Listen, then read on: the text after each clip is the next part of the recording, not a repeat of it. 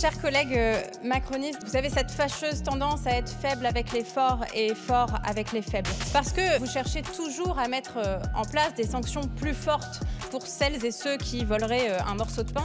Mais par contre, pour celles et ceux qui font que le pain soit absolument inaccessible à l'achat et que de l'autre côté, le producteur ne soit pas payé par le fruit de son travail, là, vous laissez complètement passer. 375 000 € d'amende pour de la grande distribution ou de l'agroalimentaire qui fait des milliards d'euros de chiffre d'affaires, parfois des milliards d'euros de bénéfices.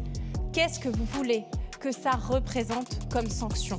Absolument rien. Et c'est ainsi que vous ne réussissez pas à faire de rapport. Et c'est ainsi que vous ne réussissez pas à montrer si votre mesure est efficace ou non. Et donc que vous continuez à faire en sorte de prolonger ce dispositif qui permet à la grande distribution de se faire au moins 10% de marge sur le dos de la responsabilité de l'augmentation potentielle du prix des agriculteurs qui ne voient pas leurs revenus évoluer. Alors pour une fois, ayez un peu de courage politique, chers collègues, nous vous proposons, au lieu de 375 000 € de sanctions, de faire une sanction à hauteur de 4% du chiffre d'affaires des entreprises. Pour donner un exemple concret, Lactalis qui fait des centaines de millions d'euros de chiffre d'affaires.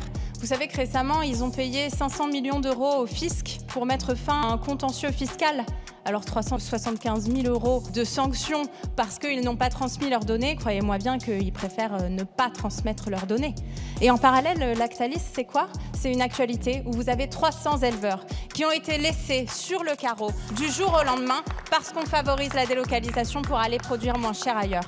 Alors soyons plus forts avec ces gens plus forts, chers collègues.